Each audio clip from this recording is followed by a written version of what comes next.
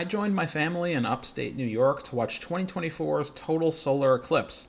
The path of totality went right across the US, something that won't happen again for 21 years.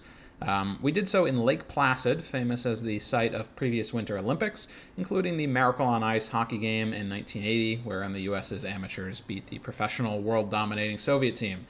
There's a movie, I know because we watched it in the hotel room. My sister likes it a lot. Anyway, through what I can only assume is some sort of embarrassing mix-up, the town of Lake Placid is located alongside scenic Mirror Lake. We had a spot on the end of a dock next to our hotel, and I brought out the drone and GoPro to see what I could get of the eclipse. I hadn't seen a totality before, and it was really remarkable how quickly things got dark and then light again. The videos I took look like they could be sunset or sunrises that I've sped up, when in reality the changes took seconds, and the totality itself was only a few minutes.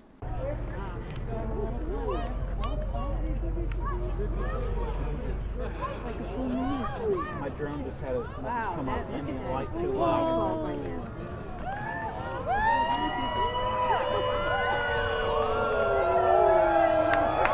There it is. Look at that. There's the diamond. The diamond. Did you see it? Did you see the diamond?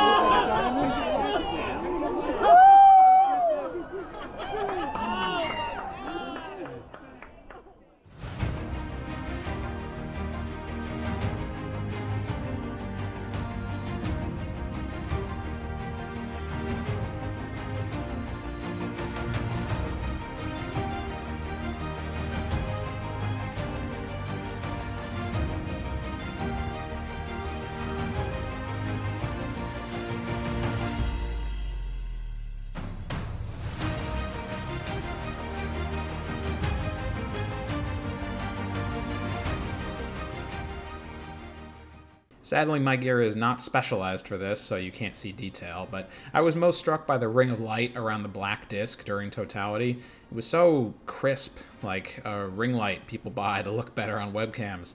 And the dark side of the moon is facing you, so it's not obvious what's even happening up there. Frankly, I can see why someone would have started a religion or something seeing that thousands of years ago.